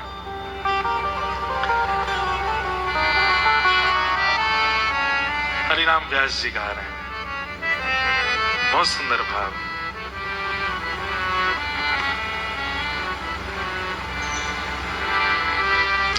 राधा वल्लभ मेरो प्यारो, राधा वल्लभ मेरा प्यारो। प्रथम दर्शन किया है श्री राधा वल्लभ लाल जी का और श्री हरिराम व्यास जी गा रहे हैं, जय हो। क्योंकि देखो, राधा वल्लभ जी महादेव के ठाकुर जी और श्री हरिराम व्यास जी को सेवा में भेजा भी किसने? श्री महादेव ने भेजा है। इसलिए प्रथम दर्शन करते ही चित्त में अपने आप शब्द प्रकट होने लगे, राधा वल्लभ मेरो प्यारो, राधा वल्लभ मेरा प्यारो। सर्वोपरि सबही को ठाकुर, सर्वोपरि सबही को ठाकुर। सर्वोपरि सबही को ठाकुर, सर्वोपरि सबही को ठाकुर। सब सुख दानी हमारे,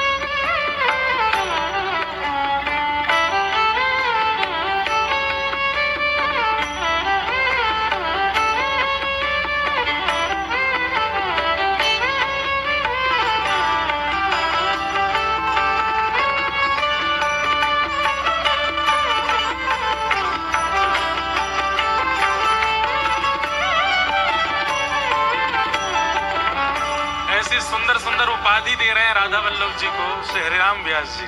क्या? हाँ, ब्रज वृंदावन नायक सेवा, ब्रज वृंदावन। सब लोग गाओ। नायक सेवा।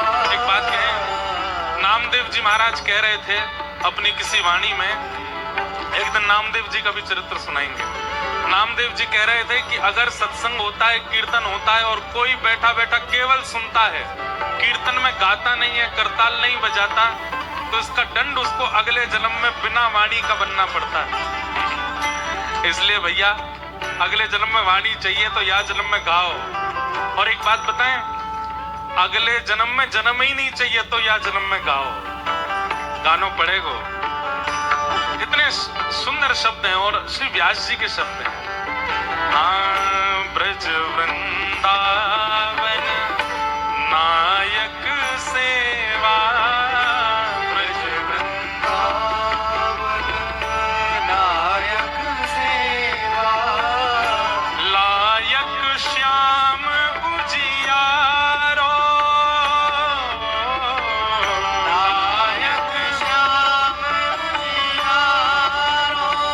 और प्रीति रीत पहचाने जाने, प्रीति रीत पहचाने जाने। प्रीति रीत पहचाने जाने,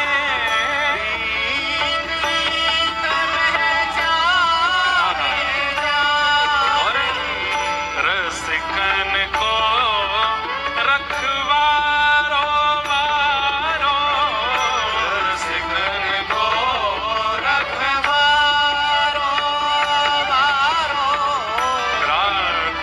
वल्लभ मेरो प्यारो,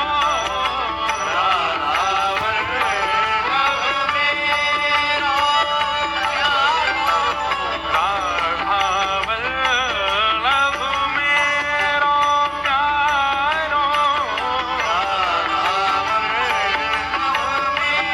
और रूप कैसा है राधा वल्लभ जी का? आहा, श्याम कमल दल लोचन नैना, श्याम कमल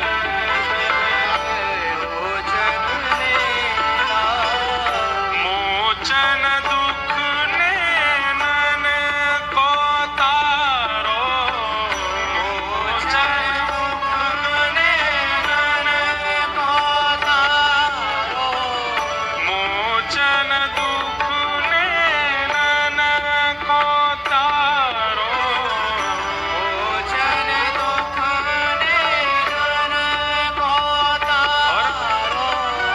अवतारी सब अवतारन को, अवतारी सब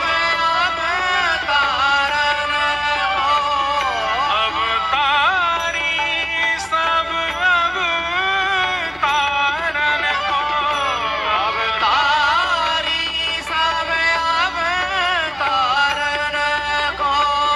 महतारी महतारो तारो, महतारी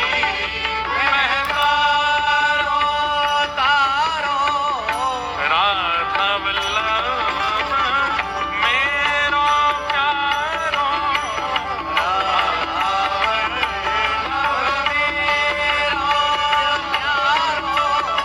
राधा वल्लभ मेरो प्यारो।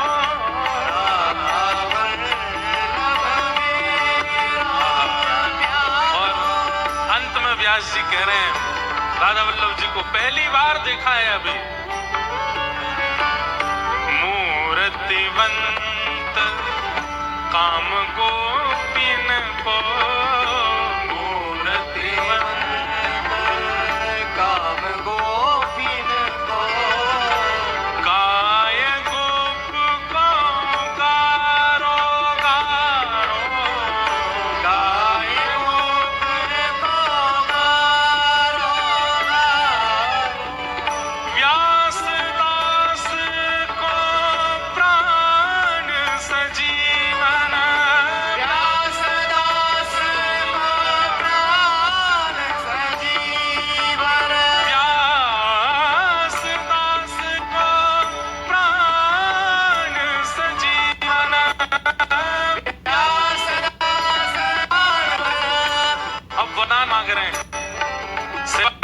गा दिया है, सारे भाव सुना दिए हैं। अब मानो राधा वल्लभ जी से मांग रहे हैं क्या? व्यास दास के प्राण सजीवन, अब ये प्राण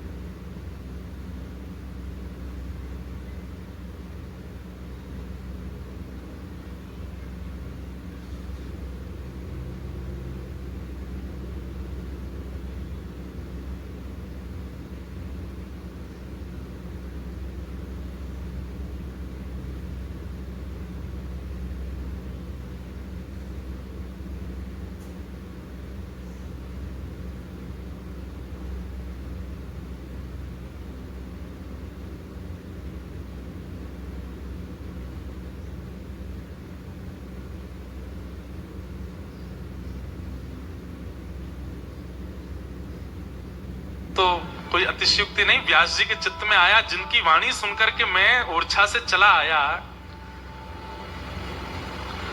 अब हैं तो विद्वान ही ना पूर्व के, तो थोड़ी बहुत स्थिति तो जान ही सकती ना मन की। मन में ऐसा भाव आया, थोड़ा परीक्षण तो करूं। हरिराम, ये हितरवंश महाप्रभु जी का भजन है कैसा? जिनको हम अपना गुरु बनाने जा रहे हैं उनका परीक्षण तो करें। वैसे ये होना नहीं चाहिए स्वभाव, कभी गुरु का परीक्षण मत करो। पर व्यास जी तो पूर्व के विद्वान है, इसलिए स्वभाव से मारे परीक्षा लेने लगे। और परीक्षा कैसे लेने लगे?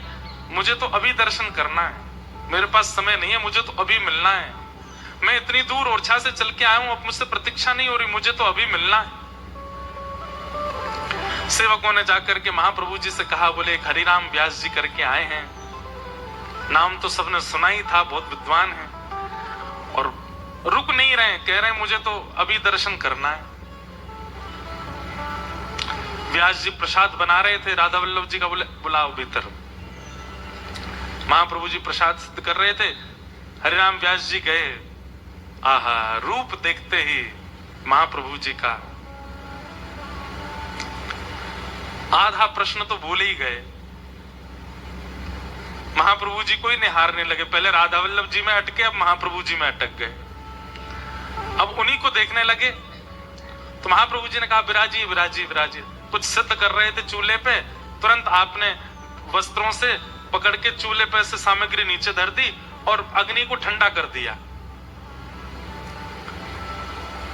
व्यास जी प्रश्न तो भूल ही गए थे, लेकिन वो आप ही, भगवान मैं आपकी सेवा में विक्षेप नहीं डालना चाहता था, ये आप क्या कर रहे हैं?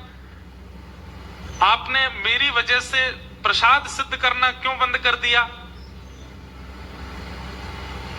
आप प्रसाद बनाते रहिए ना, मेरी जिज्ञासाएं जो होंगी मैं पूछ लूंगा बैठ करके।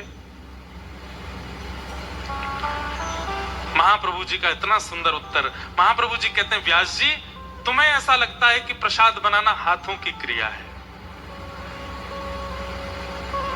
संसारी व्यक्ति के लिए भोजन बनाना हाथों की क्रिया हो सकती है, ठाकुर जी के लिए तो हाथों से प्रसाद नहीं, हृदय से बनता है। और यदि मेरा हृदय प्रसाद में लगा है तो तुम्हारे प्रश्नों का उत्तर मेरा हृदय कैसे देगा? मेरा हृदय एक समय पे एक ही काम कर सकता है, या तो तुम्हारे प्रश्नों के उत्तर दूंगा या फिर मैं प्रसाद बनाऊंगा। हाथों की क्रिया और हृदय की क्रिया ये भिन्न संसार में होती है, सेवा में तो ये सब एक हो जाते हैं। सेवा में दर्शन नेत्रों से नहीं होता, हृदय से होता है। कथा कानों से नहीं, हृदय से सुनी जाती है। नृत्य पैरों से नहीं, हृदय से किया जाता है। प्रसाद सिद्ध हाथों से नहीं, हृदय से किया जाता है। और हृदय जब सेवा में लगा है तो उस हृदय से तुम्हारी जिज्ञासा का उत्तर कैसे दूंगा? हृदय तो एक ही जगह लगेगा ना। ये हाथ की क्रिया नहीं है, ये हृदय की क्रिया। इसलिए एक समय पे एक काम, पहले तुम्हारी जिज्ञासा का उत्तर देंगे, फिर प्रसाद बनाएंगे। व्यास जी बोले मेरी जिज्ञासा का समाधान हो गया, मैं समझ गया, मुझे यही पूछना था और यही मुझे पता चल गया। मैं अभी तक हृदय और शरीर की गतिविधियों को अलग समझता था। हृदय चाहता था कि वो वृंदावन आए, पर शरीर दिग्विजय प्राप्त करने में लगा हुआ था। हृदय को शांति नहीं मिल रही थी। और आपने आज वो सत्य बता दिया कि ये जो धन की प्राप्ति, ऐश्वर्य की प्राप्ति, ये सब प्राप्ति शरीर का धर्म है, हृदय का नहीं। हृदय का धर्म तो इनकी प्राप्ति। हरिराम व्यास जी तुरंत प्रणाम करके गए, बंधुओं ये हैं गुरु। आपकी जिज्ञासा का समाधान नहीं, उनकी गतिविधि आपका उत्तर दे दे। समझ रहे हैं बात को? उनकी सामान्य नित्य की क्रिया, उठना बैठना, चलना फिरना, लेटना, पौड़ना, बोलना, जो वो रोज ही करते हैं, उसी से ही आपके उत्तरों का समाधान मिल जाए, वो है गुरु। हरिराम महाप्रभु जी ने तो उत्तर दिया भी नहीं है, केवल एक क्रिया की और व्यास जी को उत्तर मिल गया। और गए जाकर के अपनी जितनी पोथियां लेके आए थे सब जाकर के जमुना जी में विसर्जित कर देंगे। और विसर्जित करके बोले अब रहेंगे वृंदावन में। आहा, बैठी रहूं कुंजन के कोने, श्याम राधे का गाऊं, किशोरी तोरे चरणन की रज। अब तो श्री हरिराम व्यास जी वृंदावन में रहते हैं, कहीं नहीं जाते, किसी से नहीं मिलते, पूरे दिन केवल वृंदावन में निवास करते। हरिराम व्यास जी का स्वभाव थोड़ा सा विनोदी स्वभाव था। कैसा स्वभाव? विनोदी मतलब थोड़े मजाक किया थे। तो कभी कभी सभा बैठती थी संत जनों की, तो हरिराम व्यास जी विनोद करते थे थोड़ा सा। तभी एक दिन सभा में सब संत जन बैठे थे, तभी वहां पर आगमन हुआ श्री गोपाल भट्ट गोस्वामी जी का। और श्री गोपाल भट्ट गोस्वामी सबको निमंत्रण देके गए, बोले भैया हमारे लाला को कल झूला उत्सव है, सब लोग यहीं हो। और प्राचीन काल में ऐसा होता था कि जैसे आजकल लोग किसी के यहाँ उत्सव में एक बात हमारी बहुत ध्यान से सुनिएगा, घर में ठाकुर जी की सेवा होना और विशिष्ट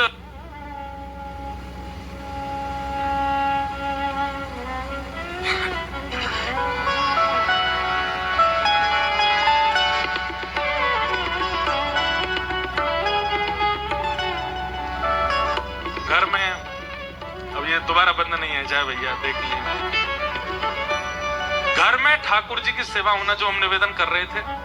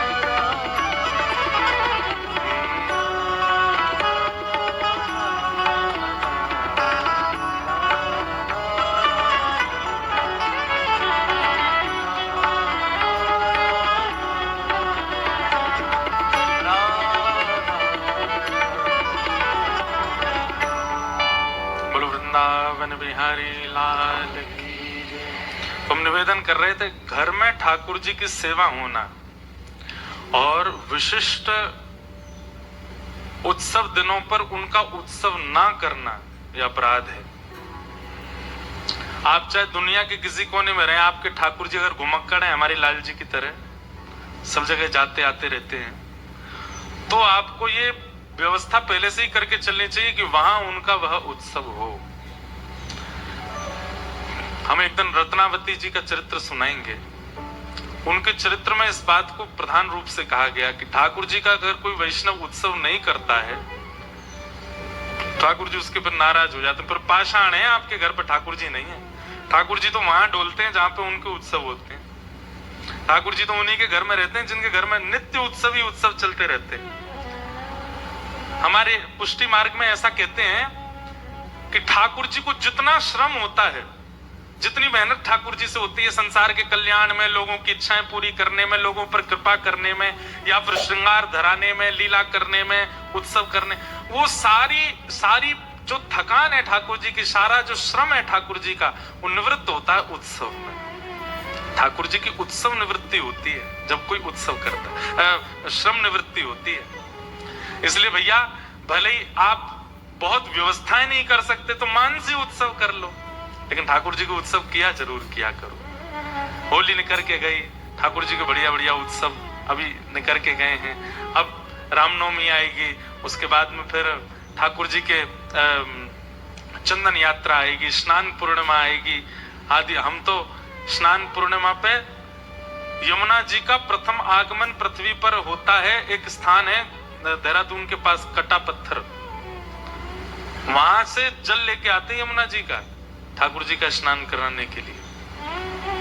वृंदावन में जल ऐसा बचा नहीं, अब दिल्ली का सब गंदगी आती है, तो वहां जाते हैं, वहां से यमुना जी लेके आते हैं, फिर ठाकुर जी को बढ़िया स्नान कराते हैं। चंदन यात्रा के कम से कम 5-6 दिन पहले से ही पूरे घर के लोगों की ड्यूटी लगा दो, सब बैठ करके चंदन घिसो, खूब सारा, एक आध कटोरी चंदन नहीं होना चाहिए, खूब चंदन घिसो। केसर डाल के उसमें जल की जगह गुलाब जल का प्रयोग करो, खूब चंदन घिसो। चंदन घिस के फिर एक बढ़िया सूती कपड़े में लेके निचोड़ो, उसके ऐसे गोले गोले बन जाएंगे, उनकी बढ़िया पत्ती बना बना के ठाकुर जी गाल पे धराओ, अंग पे धराओ, उसी की पोशाक बना के पहनाओ, उसी का मुकुट धरा दो।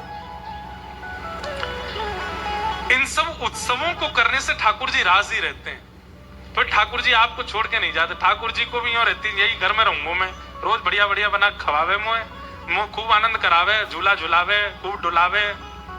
तो कोई और बुलावे को भी तो ठाकुर जी नहीं जाएंगे, बोले मैं ना जाऊंगा, मैं तो यहीं रहूंगा। इसलिए उत्सव किया कीजिए। अगर आप उत्सव नहीं करते हैं ठाकुर जी का, तो आपके घर में ठीक है भावना से ठाकुर जी हैं, पर वो ठाकुर जी प्रत्यक्ष नहीं बैठे वहां पे। उत्सव तो गोपाल भट्ट गोस्वामी जी बोले, भैया हमारे घर पर उत्सव है, सब लोग आओ। हरिराम व्यास जी को भी निमंत्रण दिया, बोले आप भी पधारिएगा। हरिराम व्यास जी बोले ठीक है, हम भी आएंगे। हरिराम व्यास जी पहुंच गए।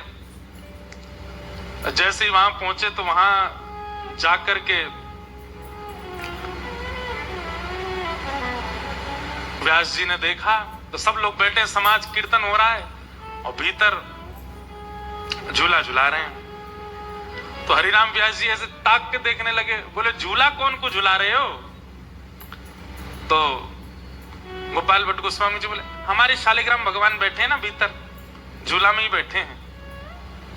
अच्छा मुझे दिखे ना, ने पुष्पमाला वगैरह ने थोड़ी दूर करो, थोड़ी दूर करके दिखाए, तब दिखे शालिग्राम जी बैठे हैं।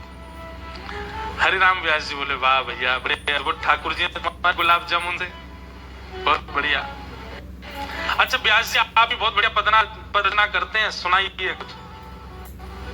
हम व्यास जी बोले हम क्या सुनाएंगे, ठीक है सब कार्य, नहीं आप सुनाओ। हरिराम व्यास जी बोले ठीक है।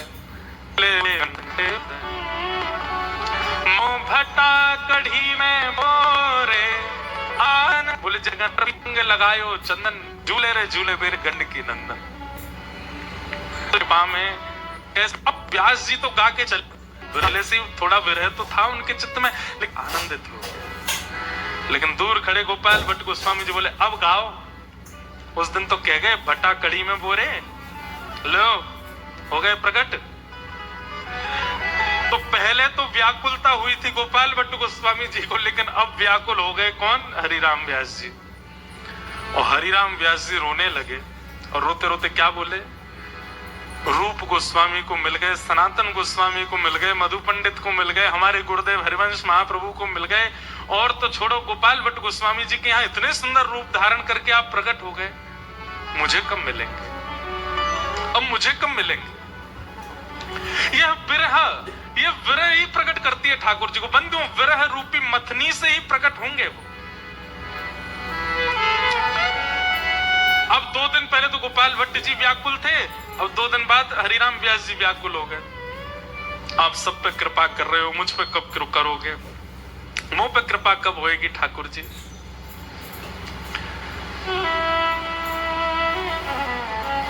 इतने रोए हरिराम व्यास जी की बिल्कुल प्राण त्यागने तक की स्थिति में आ गए। और तभी व्यास जी के स्वप्न में किशोरी जी प्रकट हुए, और किशोरी जी प्रकट होकर के बोली, हे व्यास जी, आप चिंता मत करो, आप व्याकुल क्यों हो रहे हो? बोले, आप सबको मिल गई हैं, मुझे क्यों नहीं मिल रही? मैंने क्या अपराध किया? मैं भी तो गाता हूं, अब मैं जानता हूं मेरे पूर्व के अपराधों को अभी तक क्षमा नहीं किया आपने, इसलिए मुझे प्राप्त नहीं हो रही। किशोरी जी बोली, कैसे प्राप्त नहीं होंगे? तुमको अगर हम अगर तुमसे अभी तक रूठी होती है तो तुमको वृंदावन ही नहीं मिलता। वृंदावन मिल गया, ये हमारी प्रसन्नता का प्रतीक है, और तुम तो हमारी नित्य सहचरी विशाखा हो। व्यास जी बोले, अब कृपा करो, मुझे प्राप्त हो जाओ। किशोरी जी ने कह दिया, बोले ठीक है, एक वन है वृंदावन में, आप लोग भी नहीं गए होंगे उस वन में, उसका नाम है जुगल वन, किशोर वन। किशोर वन, किशोर वन में जाओ और वहां एक वृक्ष के नीचे कुछ पैमाना बताए, इतना खोदना, तब तुमको स्वरूप प्राप्त होगा। अगले दिन श्री हरिराम व्यास जी जुगल वन पहुंचे, और जाकर के महाराज जैसे ही खोदना प्रारंभ किया, और जैसे ही जितनों किशोरी जी ने बताया, भीतर जाकर के देखा तो एक सरप्राइज दिया किशोरी जी ने, जो मैंने पहले ही बताया कि बाकी सबको तो केवल ठाकुर प्राप्त भय, लेकिन श्री हरिराम व्यास जी ने जब किशोर वन में खोदना प्रारंभ किया वृक्ष के नीचे, तो हरिराम व्यास जी को किशोरी जी ने प्रसन्न होकर के एक सरप्राइज दिया। क्या? बाकी सबको तो ठाकुर, पर हरिराम व्यास को युगल ठाकुर, दोनों युगल मिले। बोलो जुगल किशोर लाल की जय। ऐसे श्री हरिराम व्यास जी को श्री जुगल किशोर जी मिले, बड़े प्यारे ठाकुर हैं। अभी पन्ना में विराजते हैं, मध्य प्रदेश में, हमारे ब्रज के ठाकुर हैं श्री जुगल किशोर। जुगल किशोर को लाड लड़ायो, नवल कुंज ही माई, कुंजन कुंजन की रजधारे, व्यास युगल यश गाय, वृंदावन प्यारो वृंदावन, श्री वृंदावन प्यारो वृंदावन, हे श्री वृंदावन प्यारो वृंदावन, श्री वृंदावन प्यारो वृंदावन। ऐसी ऐसी अद्भुत लीलाएं होने लगी। अब वृंदावन में एक और ठाकुर श्री हरिराम व्यास जी के प्रकट भये। हितरवंश महाप्रभु, स्वामी श्री हरदास जी, गोपाल भट्ट गोस्वामी, रूप सनातन, सब बधाई लेकर के आए, और श्री हरिराम व्यास जी को हृदय से लगा करके खूब बधाई दी। हरिराम व्यास जी बड़े प्रसन्न। व्यास जी को वापस ले जाने के लिए इनका पूरा कुल खानदान आया ओरछा से, लेकिन व्यास जी वृंदावन छोड़ करके नहीं गए। तब इनके परिवार के लोग रोने लगे और कहने लगे, आप वृंदावन में रहोगे केवल अपना कल्याण करोगे, पर ओरछा जाओगे तो कितने लोगों का कल्याण होगा। तब हरिराम व्यास जी बोले, भैया अब सबके कल्याण का जिम्मा हमने नहीं लिया, हम तो वृंदावन से बाहर जाएंगे ही नहीं। और वृंदावन को त्यागने वाले स्वयं स्नान किया और फिर बाहर आए, बोले ठाकुर जी को स्नान कराऊं। जैसे डिबिया खोली सोई चिड़िया उड़ के फुर उड़ गई। अब वो तो संत व्याकुल हो गए, बोले मेरे ठाकुर जी उड़ गए, मेरे ठाकुर जी उड़ गए, और दौड़े दौड़े हरिराम व्यास जी के पास गए। हरिराम व्यास जी को तो पता था ये लीला होने वाली है। व्यास जी बोले, कहिए कैसे आए? बोले तुमने कही थी जमुना जी स्नान करना, हम स्नान करने गए, हमने जैसे डिब्बा खोला हमारे ठाकुर जी उड़ गए। हरिराम व्यास जी बोले, हम पहले ही कह रहे थे वृंदावन छोड़ के मत जाओ। देखो तुम जाने की इच्छा प्रकट कर रहे, ठाकुर जी चिड़िया बन के उड़ गए, ठाकुर जी वृंदावन छोड़ के नहीं जाना चाह रहे, तुम क्यों जा रहे हो? नहीं जाएंगे हम वृंदावन छोड़ के, पर हमारे ठाकुर जी तो बुला दो वापस। बोले रुक जाओ, चिड़िया बन के कहाँ उड़े थे? बोले आपके मंदिर की तरफ ही उड़े थे। रुको हम ढूंढते हैं। और भीतर गर्भगृह में जाकर के ढूंढते ढूंढते जुगल किशोर जी के पैर के पास ही शालिग्राम जी रखे, जे रहे तुम्हारे ठाकुर जी, देखो चिड़िया बन के आए, यहाँ आके बैठ गए। बोले सही कह रहे हो, हमारे ठाकुर जी जाना ही नहीं चाहते। और महाराज उन संत ने अखंड ब्रजधाम वास ले लिया।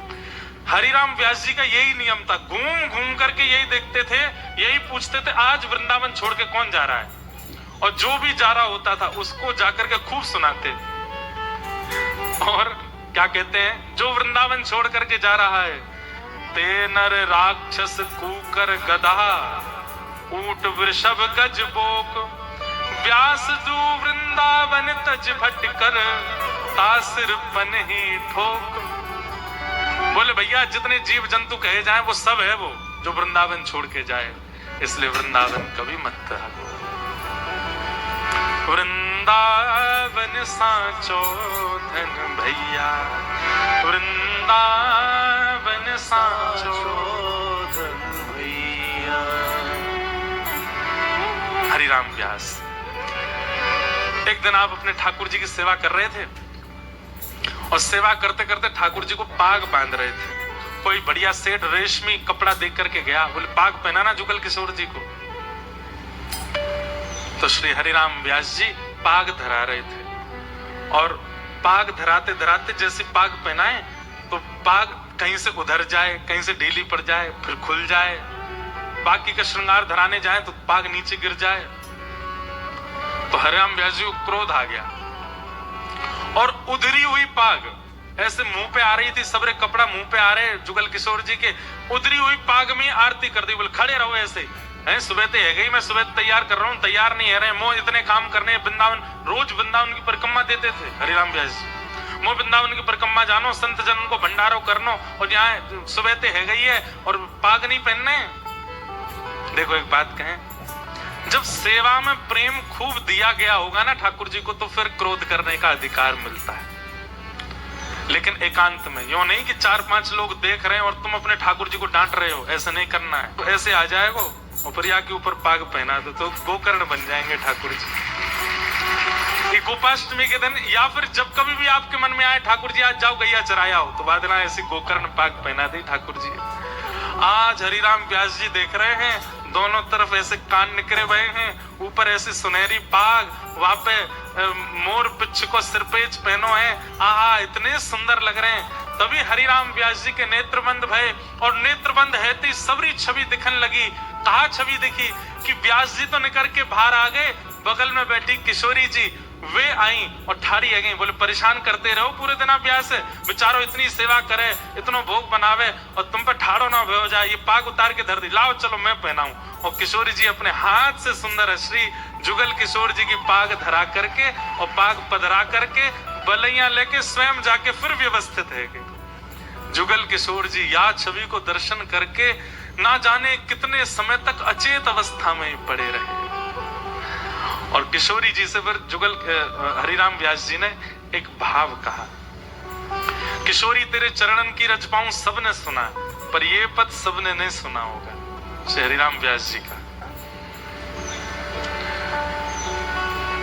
किशोरी मोहे अपनों कर लीजो, किशोरी मोहे अपनों कर लीजो, श्री राधे मोहे अपनों कर लीजो, श्री राधे मोहे अपनों कर लीजो। और आपको है कि मैं चाहूं कहा, आपसे और कछु ना चाहूं, केवल एक वस्तु कहा, और दिए कछु भावत नाही, और दिए कछु भावत नाही, और दिए कछु भावत नाही, और दिए कछु भावत नाही, श्री वृंदा रज दीजै,